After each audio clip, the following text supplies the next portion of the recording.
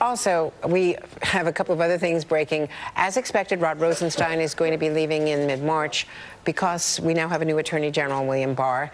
And Roger Stone, what Roger Stone did, I got to ask you, Harry, and then Jeff, about this. Roger Stone, he's now deleted a post and apologized to Judge Amy Berman Jackson, the presiding judge, but he posted on Instagram, first of all, he posted a picture of the judge, the presiding judge in his trial, with some sort of a target in the frame. And here you've got federal judges who've been, well, some have been, not only under threat, but there have been assassinations. And then deleted it, but left the picture of her up. She's also the presiding judge over the Manafort D.C. trial and over the GRU case involving the Russians. Harry, have you ever seen anything like this? She's now scheduled a Thursday hearing at 2:30 on whether or not his conditions of release and the gag order should be reviewed.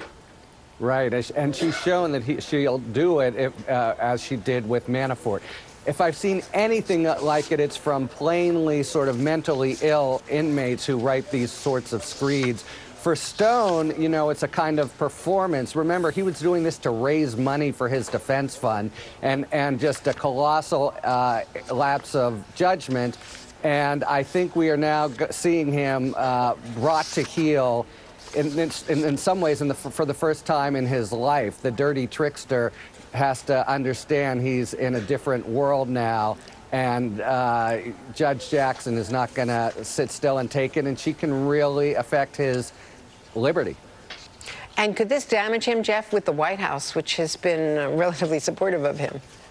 Well, yeah, it certainly could. I mean, I think that the president has made clear, and others in the White House have been supportive of people like Roger Stone, like Paul Manafort, who are not, quote unquote, turning on the president. But this certainly doesn't help his case. It's not unusual for Roger Stone to push the envelope. He's sort of made a career doing that. It is rather unusual for him to have to issue an apology, and I think that underscores what sort of a misjudgment it was for him to do that yesterday. And then the fact that he and his lawyer had to apologize to the court for that. And the court obviously not just accepting that apology because the judge is asking Roger Stone to show up again on Thursday.